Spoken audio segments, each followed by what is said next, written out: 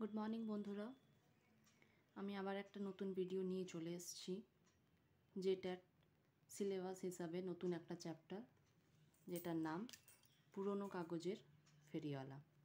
তারই কিছু এমসিকিউ আমি তোমাদের সাথে শেয়ার করব বলে এসেছি।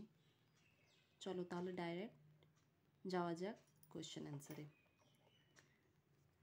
পুরনো কাগজের ফেরিওয়ালা লিখেছেন প্রেমেন্দ্র মিত্র। আবার ওইটারই নতুন একটা প্রশ্ন দিয়েছি। পুরানো কাগজের ফেরিওয়ালা কবিতাটির লেখককে সকলেই তোমরা জানো, সুকুমার রায়, রবীন্দ্রনাথ ঠাকুর নাকি প্রেমেন্দ্র মিত্র? উত্তরটি প্রেমেন্দ্র মিত্র। 2 নম্বর প্রশ্ন হচ্ছে, পুরানো কাগজের ফেরিওয়ালা কোন কাব্যগ্রন্থের অন্তর্গত? পুরানো কাগজের ফেরিওয়ালা কোন কাব্যগ্রন্থের অন্তর্গত? ফেরারি ফৌজ, সম্রাট নাকি প্রথমা? উত্তরটি হচ্ছে সম্রাট। 3 নম্বর প্রশ্ন হচ্ছে, কবি প্রেমেন্দ্র মিত্র কী ছদ্মনামে পরিচিত? কবি প্রেমেন্দ্র মিত্রের ছদ্মনাম মানে অপর আরেক কী নাম ছিল? ঘনাদা, মামাবাবু নাকি কৃত্তিবাস ভদ্র? উত্তরটি হচ্ছে কৃত্তিবাস ভদ্র। 4 নম্বর প্রশ্ন, সেটি হচ্ছে, কবি প্রেমেন্দ্র মিত্রের প্রথম কবিতার বই কোনটি?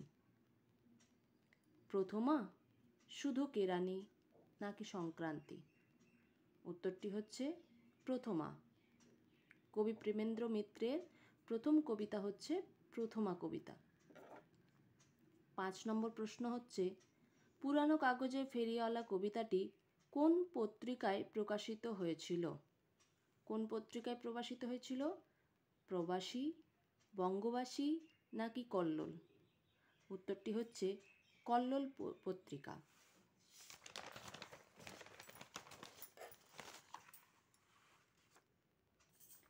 6 নম্বরের যে প্রশ্নটি, তা হচ্ছে, পুরনো কাগজে ফেরিওয়ালা কবিতাটি কত সালে প্রকাশিত হয়?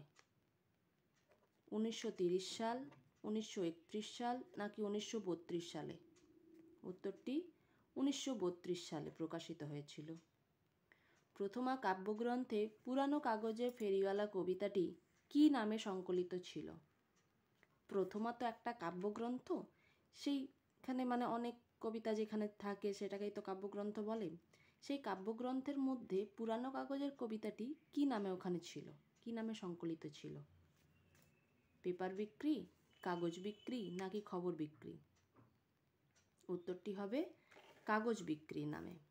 কাগজ বিক্রি নামে প্রথমা কাব্যগ্রন্থে এই পুরানো কাগজের ফেরিওয়ালা কবিতাটি ওখানে সংকলিত ছিল। ফেরিওয়ালা কি চাই বলে হাঁক দেয়? পুরানো কাগজ, পুরনো সামান নাকি পুরনো কাপড়? উত্তরটি হচ্ছে পুরনো কাগজ।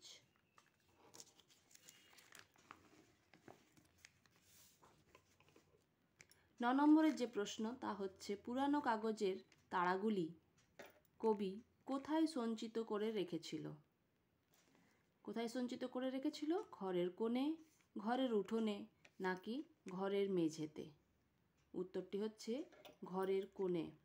ঘরের এক কোণের মধ্যে কবি পুরানো যত কাগজ ছিল সেই তাড়াগুলো সব এক জায়গায় সঞ্চিত করে রেখেছিল। 10 নম্বরের যে প্রশ্ন, তা হলো, পুরানো কাগজগুলি কবি কী দরে বিক্রি করেন? কেজি দরে, সের দরে নাকি মণ দরে? উত্তরটি হবে সের দরে। 11 নম্বরের প্রশ্ন, কেমন করিয়া একটি তাহার হঠাৎ?